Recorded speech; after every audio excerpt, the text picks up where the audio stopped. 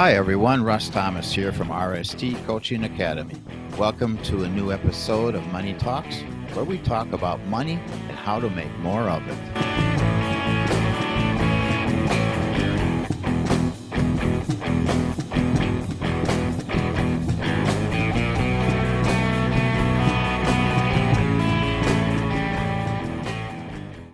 Hello there, everybody out there in internet land. Another session, another season here of Money Talks. This is Russ looking at you and you looking at me from RST Coaching Academy, host of Money Talks out of Daytona Beach, Florida. It's great to have you with us today, and it's great to have my new friend Fred Cary from La Jolla, California. This fella here, I was looking at his sheet, his biog kind of here of what he does, what he's been about, and he's got I'm going to go through the things that he listed here. Okay, senior, he must have a pretty busy business card. I don't know how he has room for all of these things, but we have senior executive, strategic consultant, attorney, and investment banker. He's building global companies from startup stage through the exit stage, either through an IPO or an M&A. And so there's the man in a nutshell who's going to be speaking to you today about him, but then ultimately about you and how he can help you in the long run. He oversees development and growth of over 250 startups, and he's led many mergers and acquisitions, both as an executive and as a counsel. So he's been a busy man. How long have you been doing this, Fred? Oh, geez. I drink old fashions now. When I started doing this, they just used to be called fashions. No, yeah, long time, many decades, a good 3 decades of building companies, and another decade before then of building my first two. So I've been an entrepreneur since I was an adult, and it's not because that was my destiny, although it's turned out to be that way. It was more because corporate America wouldn't have the likes of me. I see. You were too much for them, huh? Exactly. Too forward thinking, too much of a revolutionary for the corporate world, and so it was time to strike out on your own. Absolutely. Isn't that great? Us entrepreneurs, we don't like to be hogtied, do we? We, No, no, we most of we like to be able to envision and dream and think and plan and execute. And when it works, then we get to take the credit. And if it doesn't work, then we take the licks yeah, and dust ourselves off and set out maybe on something else, or maybe just restart ourselves and do it better the next time, right? absolutely. Yeah. So was your now you as an attorney, did you start with a law degree, or is that something that kind of evolved in your process of development? I started out with 6 months of community college, and built my first couple of companies with that, and then opportunistically there was a possibility of me becoming an immediate partner in a law firm, and so I had to go to law school to make that happen. I So see. yeah. Um, 6 months of community college, and what was your course of study? Whatever didn't require much work, just strictly liberal arts stuff. When I started out, I was a musician, and I thought that was going to be my career path, and so college wasn't really important to me. And then all of a sudden, I started up one company, and then I started up another, and I started thinking, well, I better get an education here along the way. All right. So in you probably realized that what you wanted to really do, it wasn't school that was going to prepare you for that. A college degree. I've got a degree in business management, but that's managing somebody else's business, not managing my own. It's a whole different world, isn't it? Yeah, there's not, I ended up getting an international MBA as well. And what was important about the MBA, I'd already led a company that went public at the time I decided to do that. And Oh, what I learned in my MBA program is kind of why I was doing all the things I was already doing. I was doing things on my gut basis, and now I knew the science behind what I was doing to get me to where I had gotten already. All right. Yeah, that makes sense. I remember for myself when I was in the University of Wisconsin in Whitewater back in the late 60s in the School of Business, I remember someone saying, an instructor saying that a lot of this is just good sound logic. But then what they try to help people do is to kind of package it into something that is useful. But Yeah, so much of it is just wisdom and logic. And it's not rocket science. We're not trying to design a spaceship or anything like that.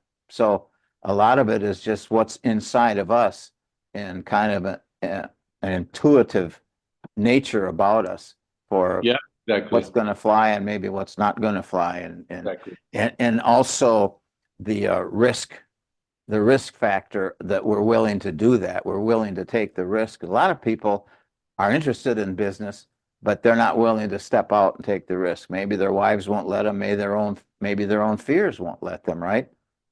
Yeah, and I think that's one of the things that anybody in your audience is considering starting their own business, becoming an entrepreneur, being their own boss. Um, they need a warning, just like on the side of a pack of cigarettes. You need a warning about entrepreneurship because it is dangerous and it is hard, and there's a lot of failure that comes with the territory. And if all you got to do is look at the allegedly richest, or now one of the richest men in the world, Elon Musk, and go find his conversation on YouTube where he's talking about 2008 and what a horrible year that was for him, where he almost lost everything. You wouldn't even know who he was. And he's sitting there crying, tearing up, talking about SpaceX and Tesla, that he took all the money he had left from his PayPal days, put every penny in there, and it still looked like everything was going to go to hell. And Yeah, so, that entrepreneurial journey, the pain part of it never ends, and the success part of it continues, but it's fleeting. You got to build it up again, build it up again, build it up again. So if you're not capable of this kind of never-ending journey, then you probably shouldn't be an entrepreneur at all. yeah. If you don't have the intestinal fortitude to press on through. We look at these people like Elon Musk and Bill Gates and all these other people. None of them started out super successful and riding high, did they? They all started out and had to pay their dues. It's a journey, and that same 2008, at the end of the year, Elon took his last $90 million and ended up sleeping on the couch of friends in order to have enough money to be able to live month to month. So Interesting. it never does end, but it's those people that change the world. So if you Well, want, exactly. Yeah. And for myself, I love business. I tell people that I am a hopeless entrepreneur.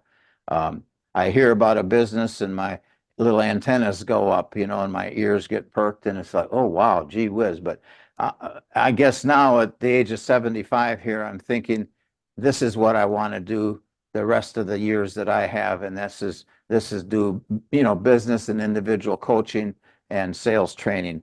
And so it's like, some of these other things sound really cool, maybe on the side, but this is the focus. And so sometimes that's what a person has to do, is just focus on what they're really going to be about and not get sidetracked to the right or to the left about maybe other things, the grass being greener on the other side, and just dig in and press on and make it work, right?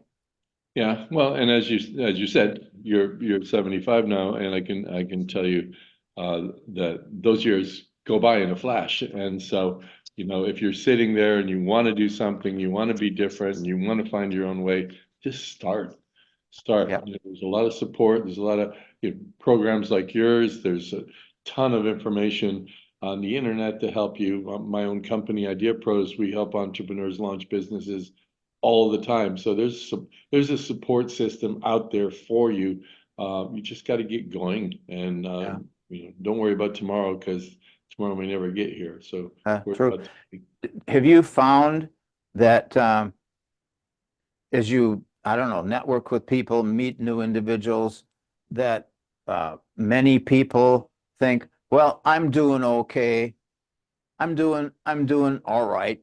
I don't need any help. You find that kind of a common, common response to an offer to hand out, to extend a hand of help. Um, the people that feel that way aren't typically knocking on my door to get help. The people that want help, they're including, and from my own personal experiences, people that making $500,000 a year as an employee, and they wake up every morning and they hate their lives, Uh-huh. and they're getting the financial compensation that they believe they deserve, but they're not getting that emotional, passion-driven, purpose-driven result that they want to see in their own lives. And as we Yeah. said, 100 years goes by really fast. Yeah. And the satisfaction that having started something and seeing it through to completion, that satisfaction that brings, I put my family through some interesting times, I know, in my quest, and how much easier it would have been just to have gotten a 9 to 5, 40-hour a week job. But there was just something in me that said, I got to do this on my own. That did not appeal to me at Yeah, all. And yeah, during the rocky road, bless her heart, my wife has stuck with me through the thick and thin of it all.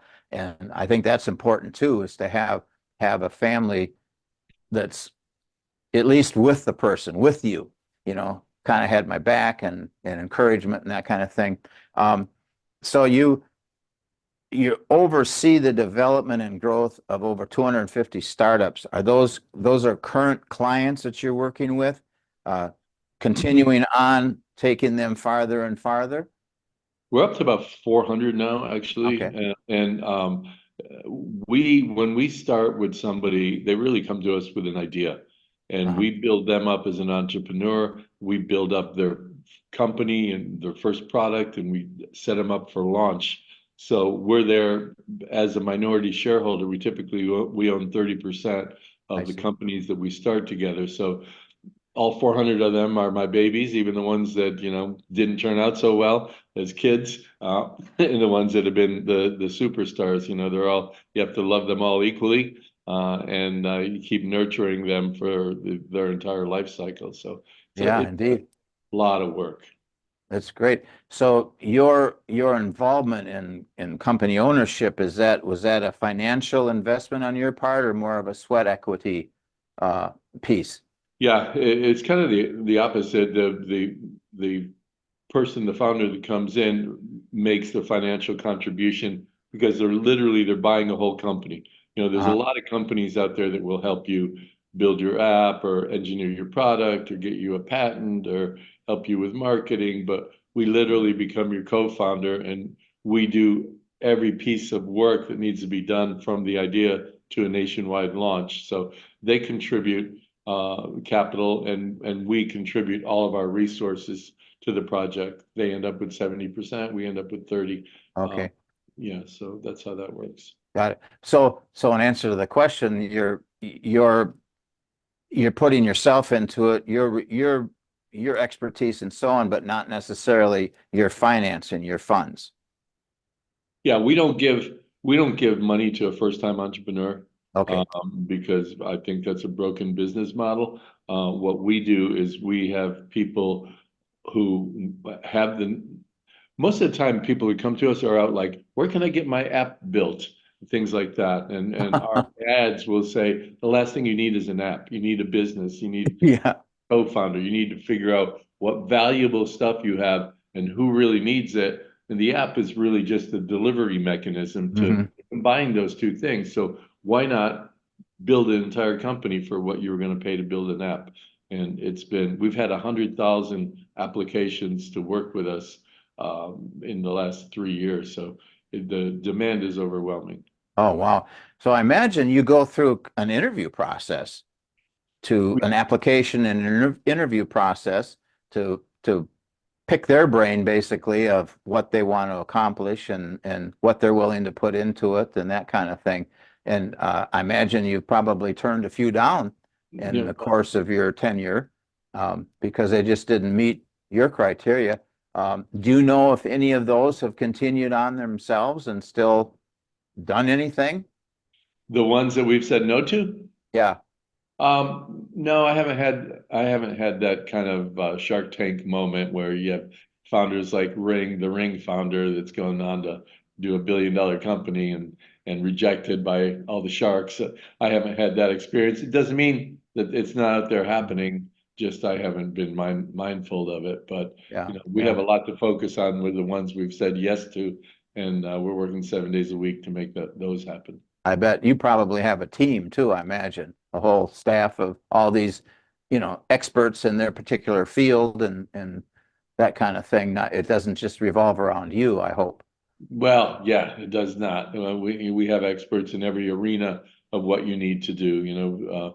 Building a company starts with understanding what it is you're building and who the competitors are and what the market size is and where the opportunities are in that marketplace. And, we start there and go through everything, naming, branding, positioning, app development or engineering, website development, strategies, social media establishment, every, and then at the end, pitch decks and introductions to go raise capital that you're going to need once you're ready to launch. So we literally have every element of what needs to be done to go from your pregnant idea to your company. We have all the elements of those in-house. So I lots of people understand. working here. Okay.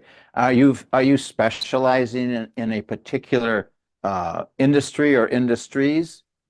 We don't do any Elon Musk rocket launches, things like that.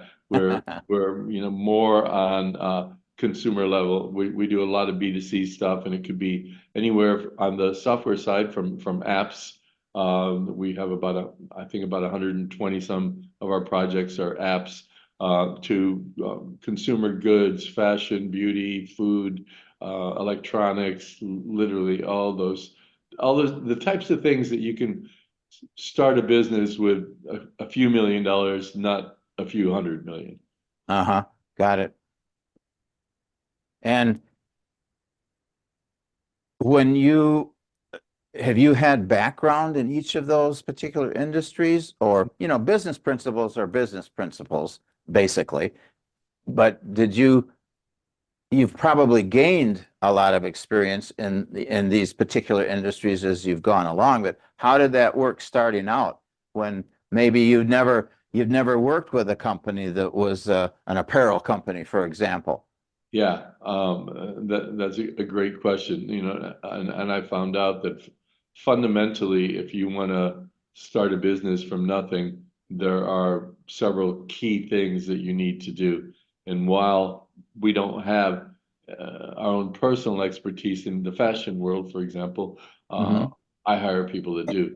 When we'll bring in advisors, like for example, we have one fashion brand that we're building. We brought in the chief designer for Ralph Lauren Polo, who had 200 designers under her. She came in, supervised the part of the project of where are we going to get this stuff built? How's it going to be built? How are we going to differentiate ourselves? So we're always reaching out to different experts in different verticals, but fundamentally, you have the same critical components and Right. same milestones you need to go through when you're building any company. Exactly, right. Now, such an individual as that, would that person be like an hourly paid consultant, or how is that? Is that out of your pocket or out Yeah. of the business owner's pocket? Yeah, it would be out of my pocket. Okay. Typically, when somebody comes to work with us, if they're doing this whole co-founder thing, they pay one amount of money, and it's around on average it's $100,000 that they pay us, and literally they get about a $500,000 worth of stuff for it. And we cover all those types of costs: the consultants, contractors, developers, all of that. We cover all the charges. And because we do so many of them, we get things at a reduced rate that makes it feasible for us to do that. Otherwise, to build what we build, you're literally going to spend $500,000. I see. Okay. Now, you probably have um, a lower level of uh, I don't know, investment money, whatever the criteria is that you're going to work with. Like, somebody comes up to you and says, "Well, I'd like to start this retail store, one store. You know, I got $100,000 to invest." Is that enough action to tweak your interest, or what's your Yeah. do you have a bottom end criteria that you work with? Yeah, what's happened here over the last few years, and which caused me last year to not even take any new partners for several months while I figured this out, is that we only had that one thing. You're either all in or we don't want to talk to you. But over the last several months, we've developed a complete set of solutions that start at free. If you go to ideapros.com now, the very first thing you see is free membership. You click onto that and you're able to get weekly updates from us. Twice a month, we do 2-hour, 3-hour workshops on different subjects you need to know. All of it's for free. And we built up a funnel where you can go from free to $50 to $1,000 to $5,000, whatever types of things you need to learn next, and in your growth as a founder who wants to build a company. So we have all sorts of solutions now. Wonderful. That's really great. It's helping you diversify your business in the whole process. And who knows, some of those companies may get to the point that they need you Yeah. and all that you have and are willing to pay for it. And you've Most of seen them grow and you yeah, know their potential. most of them end up that way when they start. If they're going up the food chain, if you will, most of Uh-huh. them end up that way. That, oh, you know what? I'm ready to launch. I want to be your partner. We'll give them a credit for what they spent already, and we also have a source now that we actually can help them fund their own project if they don't have the money. So we have solutions for everybody. Understood. That's great. Speaking of funding, do most of your clients or partners, do they come with cash in hand, or are they needing a handout or a loan or something to get them boosted up, get going? They show up with cash. They do. Yeah, it's surprising how many. Uh, but these are people that are the typical entrepreneur that we see is 30 to 55 years old. They're doing well already in corporate America. They're working their way up, but they're either upper middle management or upper management. They have a great career path and they hate their lives. And Yeah. uh, and we're there to change that. So they have the capital. They're ready to bail on their corporate world, and they have the capital together to do a piece of what they need to do. And for the same amount of money, they get to do all of it. So Yeah. and have a very experienced co-founder. Oh, that's great. So do the majority of these individuals, their their business concept, is it kind of in line with what they've been doing career wise, or is it maybe totally something brand new? It goes both ways. Does I'm it? happy when it's in line with what they already know because that makes my job easier. But a Sure. lot of times it's something radically different. Sometimes somebody's been in kind of the electronics field and they want to make a beauty product because they've been experimenting for the last 5 years, and everybody tells them how great their skin looks, and they want to monetize that. So it's all over the place, but certainly I like it when it's kind of aligned with what they had been doing. So they have the basic expertise in what it was they were doing, not that they know how to run a business yet, but Yeah, they've got the basic background. Oh, yeah, that's really neat. yeah. That's really neat. I just love business, and I love to hear stories about somebody that's come along and says, I got this idea, and then they find the wherewithal, financially and internally to be able to make that actually happen. Yeah, That's so cool. yeah. On your page here, there was 5 questions that were suggested to ask you.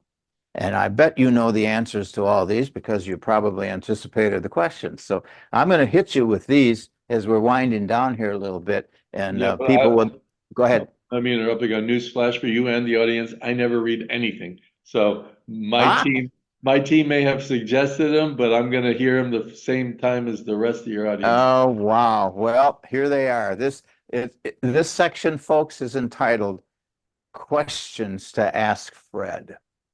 So this is what we're going to do. We're going to hit him up with some stuff.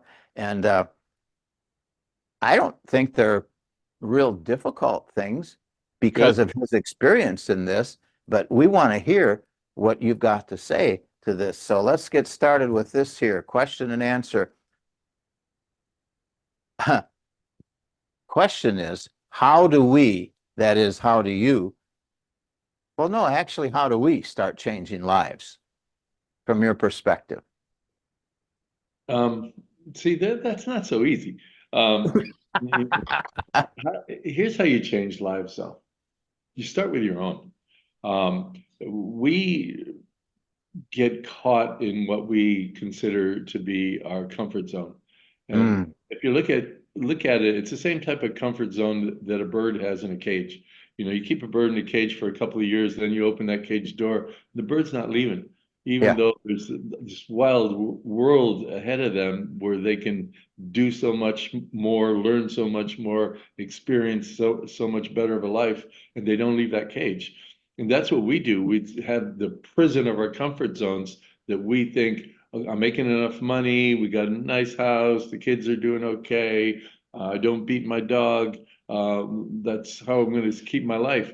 But if you have this yearning desire to do more, to be better, to try harder, and you don't act first with yourself, then you're not going to be able to help others. But when you do start working on your own and you do start working on yourself, that's when you have that momentum to start making positive changes, not only in your own life, but in the lives of those people around you. And hopefully that'll expand out into a greater world of good that you can do. That makes sense. In investing in yourself and changing your mindset is what you're referring to basically is getting this individual, like you said, a 55-year-old professional making $500,000, hates his life, hates his job, but he's comfortable. And it's like, okay, well, how much longer do you want to be doing that? Get yourself fixed up and get ready to step out and and see these, step out of the cage, basically the bird cage, Exactly. and see all that you can accomplish, even at the age of 55 or whatever, the person is. There's no limit. There's no limit to the age group that we can jump out and try something new. All Yep. right. How do I turn my ideas into a business? Well, you don't do what most of America does. The number one failure point for new businesses in the United States is that founders created something that there's no demand for. It's you would think it's we don't have enough money, we're having trouble with inventory, but no, it's the fact that you've made something that nobody wants. And so the first step to really starting your own business is knowledge. You know, what am I trying to do? Who else is out there doing it? How big is Uh-huh. this market? How much is this market growing? Are there holes, meaning opportunities in that market space? We all hate competitors when we're starting out a business, but competitors are our lifeblood because they're proving up that there's a demand for All what you right. have to offer. You just have to do it better. You have to find the weak spots and make them better. So how you turn your idea into a business, you start by starting and learning about it and learning the scope of what it is you're trying to do. You know, I talk about uh, I use an absurd example that will really resonate. If I was asking you to come be the coach of my new team, professional team, and I couldn't tell you what the sport was, what the size of the audience was, how quickly it was growing, who the competitors are, what are the weak spots that we can exploit, you know, what are even the rules of the game. And if I can't tell you any of those things, I'm never going to win as a coach. I don't know what I'm doing. But that's precisely what we do as entrepreneurs when we want to start our own business. We have an idea, we think it's a great idea, mom thinks it's awesome, and we go out and we launch it without knowing the rules of the game. So that's Uh-huh. the first thing you really need to do. Know what you're The doing. market analysis, market research. So you come up with a widget, but as it turns out, if they would do the research, they'd say, you know what? This is a cool widget for me, but nobody wants it. But Right. isn't it sometimes though that an invention is created and then the market appears? Like, who the heck knew that people needed an iPod or an iPad until there was one? And then, but that probably created a little extra challenge because people had to get sold on that aspect that, hey, I need one of these. You know what I mean? So that's Yeah. probably part of it too, but that can take some time and take some money. However, the demand was already there. That's what we do as nobody knew what an iPod was, but Right? everybody knew that they needed information. So the demand was information, instant access to information, and the more convenient you can make it, the better it is for me. Uh-huh. Nobody knew they wanted a car when horses were pulling everybody around, but the car didn't, like the iPod, didn't solve a new problem that we had to tell people was a problem. The car was a competitor to the horse because the problem was transportation, Uh-huh. movement, right? And just like the iPod, although nobody knew this is what was going to be created, we all knew that we wanted information, we wanted it at our fingertips, and we wanted to be able to have it be as mobile as possible. So you were building into the demand that was already there, creating new things, but creating new things in an area where you knew that there was a massive demand. And the people knew they needed or wanted something, they just didn't know what it was until suddenly there it was. Yeah, voila, here it is. Yeah, super duper. Good answer. All right.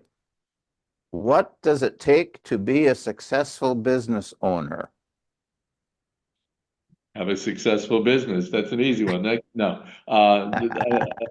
the resilience and the ability to constantly trying to obsolete yourself. Because when we start building a company and it starts becoming successful, we get all full of ourselves and we want to focus there. But the more successful you become as any kind of a business owner, the more competitors are going to look at you and try to copy you and try to better you. And so if you're Uh-huh. not trying to better yourself and what you're doing, there's going to be a competitor out in the sideline is going to show up with the next iPod that is going to take your product and or service and make it not as appealing as it was before. So constantly, yeah, I guess a more positive way of saying it is constantly trying to reinvent yourself, but make yourself obsolete. The same thing. Somebody else is going to do it if you don't. So Yeah. always invent, always look for better ways of doing what you're doing, providing a service you provide, providing products you provide, find better ways to do things and never stop. Don't rest on your laurels then, basically, is Absolutely. just, well, I've reached this income level, this income goal, and now I'm just going to sit back and coast. And that person is going to probably find themselves down at the bottom in short order because, like you said, the competition. Yeah. And that's the next question is, how do I avoid competition? Can Well, you avoid it? yeah, you can avoid competition by creating one of those companies that are the number one source of failure in the US. You're creating something that nobody wants. That's how you avoid competition. Otherwise, if there is a demand for things, there's inherent competition. Like I said, the horse and the car, right? The competition showed up because people needed transportation. Car and horses were competing against each other. And the same thing, if you don't have competitors, you don't have a market because the lack of competitors show that you don't have a demand in most cases. There are the very, very rare exceptions to that where you have a business that completely dominates something so much that there are no relevant competitors. eBay could be a fairly good example. You know, that's the only auction place that has any type of momentum. But for the most of the part, you know, for every Uber, there's a Lyft. And for every Facebook, there's an Instagram. That's why Facebook bought Instagram. And you know, and Snapchat. And there are a lot of different things out there that serve different communities with the same type of thing that they want. And so you don't avoid competitors unless you can create something that has zero appeal. Nobody wants it, then you won't have any competitors. Good point.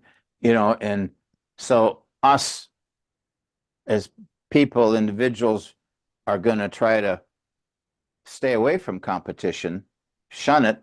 But in reality, it's really a healthy thing because number one, like you said, it indicates that there is a market. And number two, it helps to spur you on, the business owner, to greater achievement, to create a better product, to develop a better company, right? Yeah. And think of it this way too. If you grow a business and you want to start growing rapidly, you're going to need outside money. And when you go out and get outside capital, if you're not mortgaging your house or getting an SBA loan, you're going to outside investors. And competitors help you because when you think about this, if I'm going to you and I'm trying to get $100,000 for my startup, and I tell you this is revolutionary, we're changing the entire world. Nobody's ever thought about this. I know that the customers are out there, but I've got this great golden widget that I want to create, and I need your money. Investors don't want to hear about revolution unless you've successfully created several revolutions in your past, which none of us have. They want to hear about evolution. So that's why competitors are healthy for you when you're raising capital, because you can say, this is the market that I want to be in. This market has been proven out by these three competitors. And these three competitors became billion-dollar companies in short order, providing the services that all these clamoring clients and customers want. But these customers are all pissed off about one thing, and that is that none of these $3 billion companies are providing the one thing that these guys all want. And my company has invented that one thing. Now you've proven up that there's a big market, there's a big demand, you've proven up that you can become billion-dollar companies in there, even without providing the most important thing that that market needs. And now you're validating yourself. Hey, we're no smarter than anybody else. We just heard our audience and we created a product that serves their need. That is what an investor will invest in. And so you don't want to shun competitors. You want to learn how to be a better company because of them. Yeah, so it's not so much creating a new widget, but creating a better widget. Exactly. Yeah. That is interesting. Very interesting.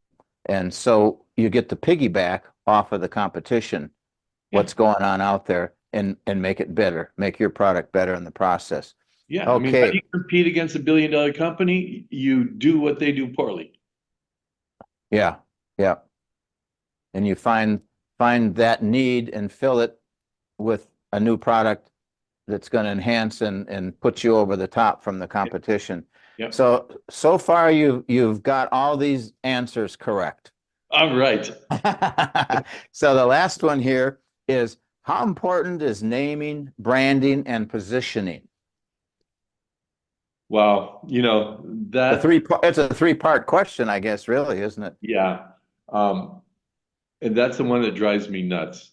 You know, we want to go to our consumers, our clients, to help us with almost anything, right? And I'll tell you right up front, hey, if you want to build this product, go and take surveys, do tests, have prototypes, have your audience prove out what you're building. But the only thing that I say, do not have your audience, your customers be involved in at all, is your naming, your branding, your positioning. Why? Because that is, you're going into the deep, dark soul of your consumers if you're doing it right, and a consumer doesn't know how to do it right. I mean, imagine sitting in front of an audience of 1,000 people 30 years ago. and you show up in your little black t-shirt and you say, hey, I have a new company. I'm going to compete against Microsoft and against IBM and digital equipment. And you roll off 10, 15 different industrial giants of that era. And you say, I want to call my company Apple. Not one person in that audience is going to raise their hand and say, that's a great idea. How did I not think of that? They didn't think of it because the consumer doesn't have the mindset to come up with provocative, evocative type of names, or companies like Virgin for an airline. You know, can you Uh-huh. imagine sitting in an airline terminal and hey, there's a new airline that's going to be called Virgin. What do you think of that? There's not one person getting ready to fly that's going to think that that's a great idea. And so it's critically important, and the best companies are the ones that can align what they're doing, not with their product, but with the emotional impact it gives to their consumer. Hmm. For example, you guys, whoever's listening, go to Instagram, go to the Red Bull page.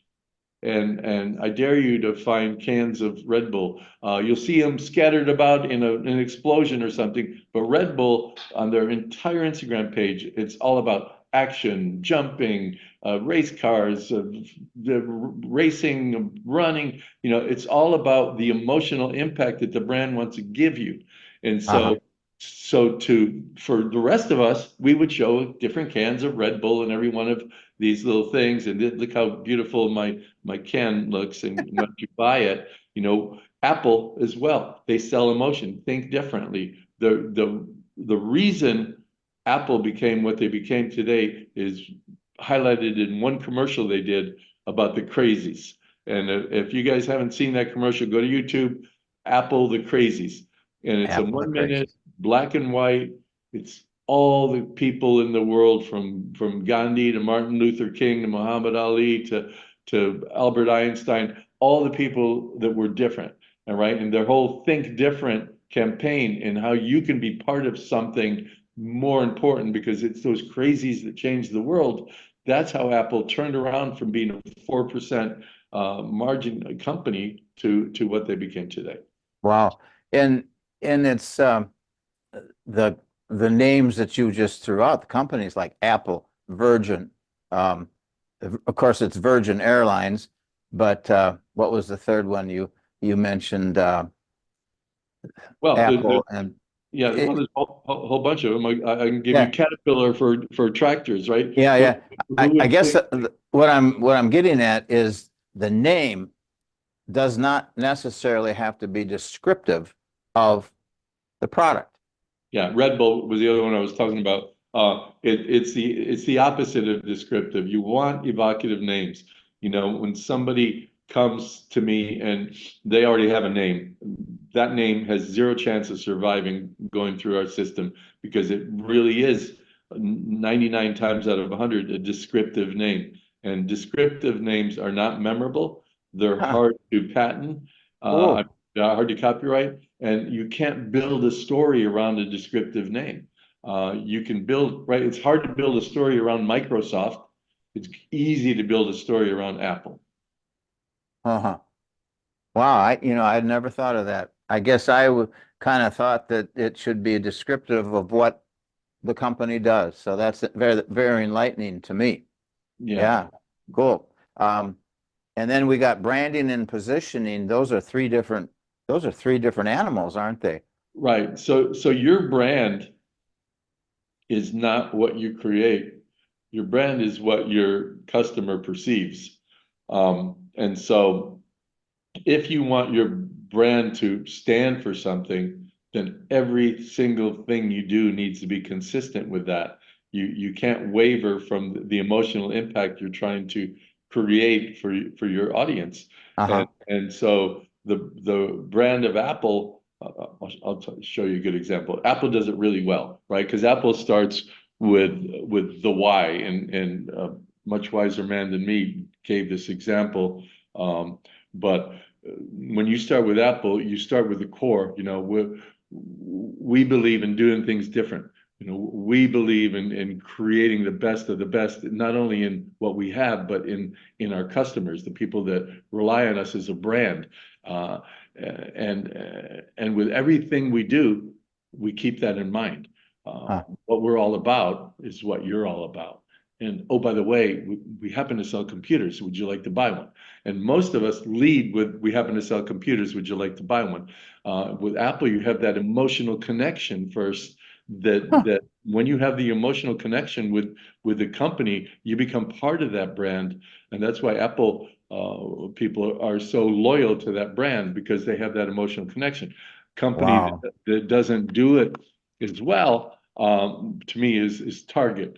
Target, obviously, they're making shit ton of money, and they're a big brand, but I believe they try to position themselves in a way that others don't see them. So with Target outward said, our brand is this. We're cool. We're young. We got the thing. We got the dog walking by. We got all these people trying on all these great clothes.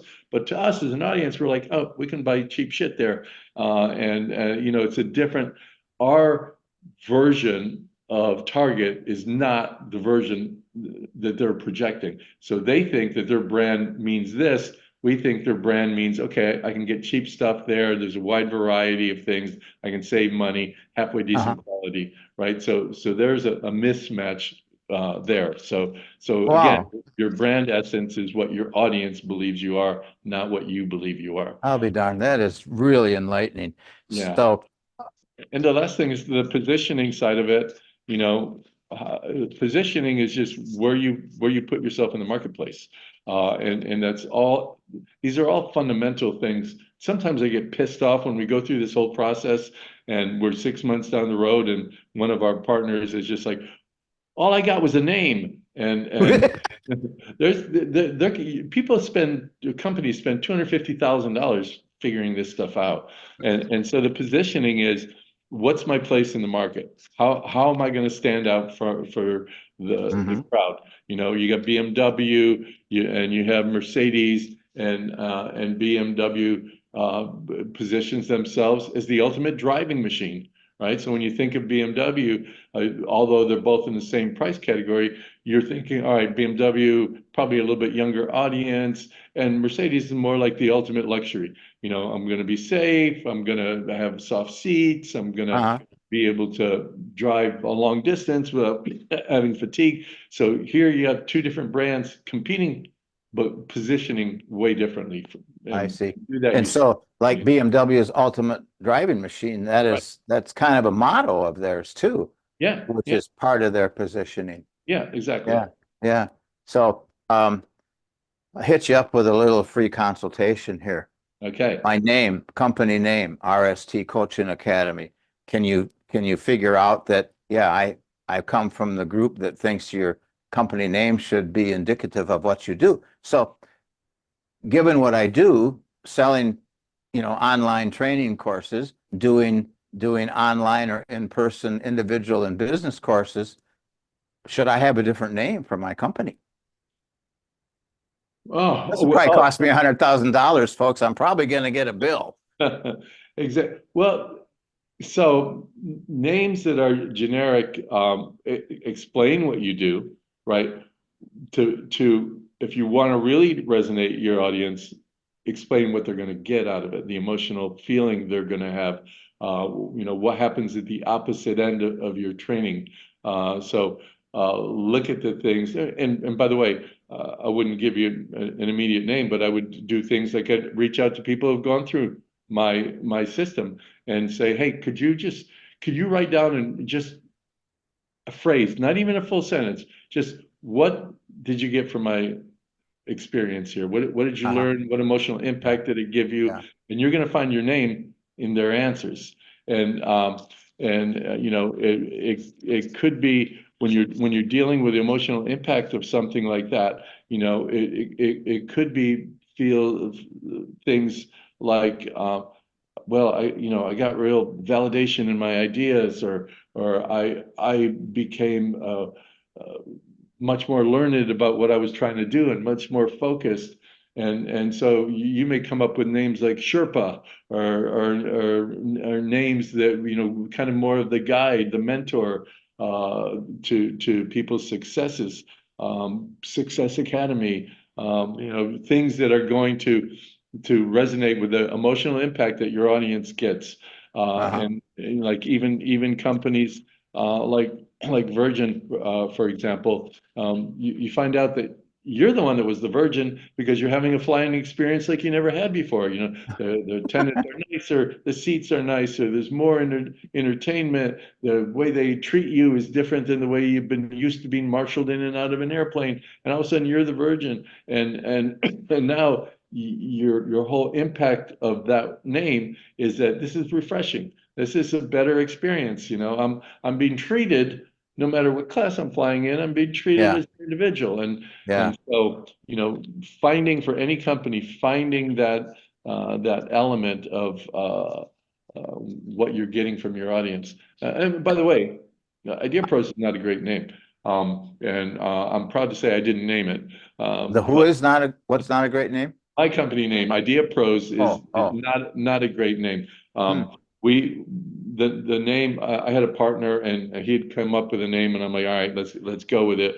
But you know, I would have named it something like Evolve or something like that, where we're kind of changing, you know, evolve partners, evolve super venture partners. In fact, we have that as a tagline, something that allows people to kind of think, I'm going to go in, I'm going to be different when I come out the other end.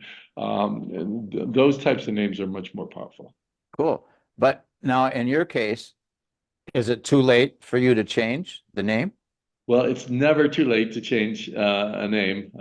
You know, Accenture changed their name after they were a multi-billion dollar, multi-global organization. But it's hard, you know, especially when you have limited budget. You know, we're still a small company, even though we serve the United States and some other countries.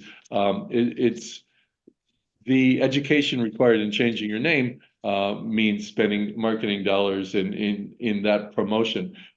In some cases, it's a good thing to do. Like for example, Chevy Nova, when they sold the Chevy Nova in South America, they had to change their name because Nova means don't go, it doesn't run. Oh, And so Nova was not wow. a good name. So Yeah, sometimes it's yeah. forced to. But you know, if you find yourself that you're growing business, you're still small, but you're growing, now's the time, you know, come up with something. If you have big plans of getting bigger, then go ahead and start thinking about that and start making that change now so I that you like that. I like the what you threw out there kind of casually, but it rang with me. It was Success Academy.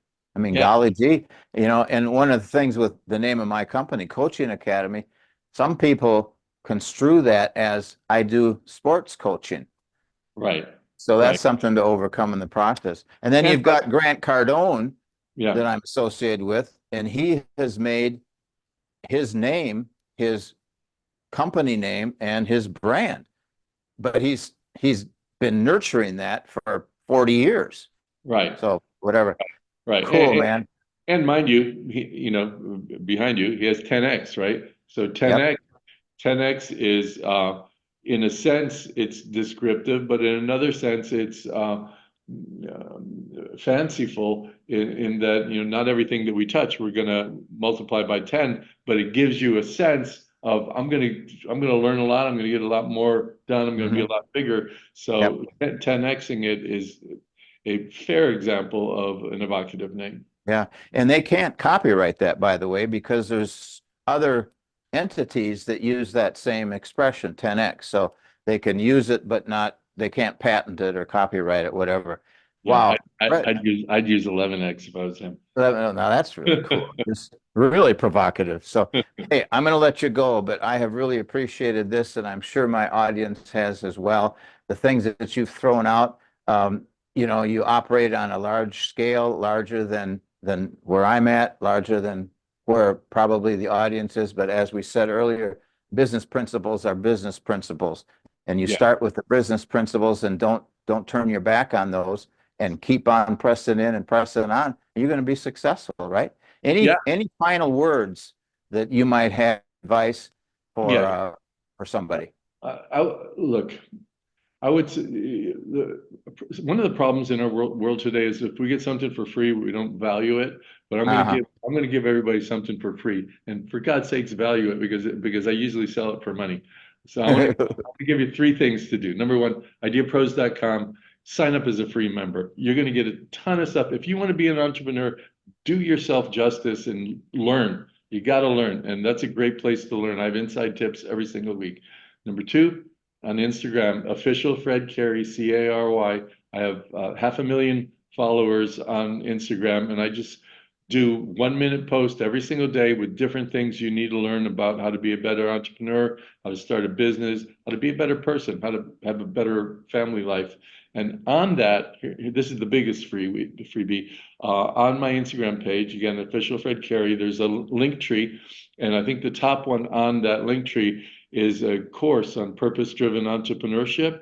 I usually charge about $500 for that. I'm going to give you a code. Go big. All right. Okay, go big is the code. If you go on there and you sign up, go big, you get it for free. It's 15 modules, everything you want to learn as an entrepreneur. Go big or go home, as they say. Yeah, But right. stick So with big. purpose-driven. Purpose-driven entrepreneurship. Okay. It's 15 modules. It's a master class, and I think what we have is you know what? Let me go right to my page and make sure I got it right, and That's then, on Instagram also. yeah, that's on Instagram. And if you go on the link tree, the very first thing you're gonna excuse me, the very first thing you're gonna see on the link tree is the Wealthy Entrepreneur's Guide to Happiness. That's it. Click on it and use that code. Go big, and you're gonna get it all for free. All this stuff. All right. Wow. So thanks so much, and I appreciate you, and I appreciate the journey that all of us are going on, and hopefully I can help you guys expand on That's that cool. journey a little We're bit. all in this together in one way or another, aren't we? Yeah, Yeah. we're all trying to make better lives for ourselves and ultimately a better world for those who come after us and Yep. even for our families and so on. So I was going to ask you how people can get in contact with you, but you just said so. So Okay. That's set it. with that and so cool. So exciting to be seeing you doing what you're doing in the marketplace and developing these startups into no doubt massive companies that if you were to list them out, we probably heard of a number of them. So Yep. anyway, good job. Appreciate your Thank time. you. Yep. Thank you folks for tuning in, for watching and for listening to Fred and me kind of pick his brain a little bit and the offering that he made. Don't forget ideapros.com. Don't forget official Fred Cary on Instagram. And don't forget the $500 value Wealthy Entrepreneur's Guide to Happiness. Okay? You can Yep. be an entrepreneur, you can be a business owner, but you can still be happy in the whole process. For me, it's provided me with a great deal of satisfaction. The money hasn't been bad either, but the satisfaction is priceless. All So right. anyway, folks, thanks for tuning in, and we'll see you next time down the road. Okay? Over Bye-bye. and out. Hi, thanks for being here today for another episode of Money Talks. I hope it was informative and encouraging to you. If it struck a chord in your heart, or if you have any questions or comments, please let us know. Visit us at rstcoachingacademy.com, call 386-286-2450, or send an email to email@rstcoachingacademy. Thanks again, and until next time, be great.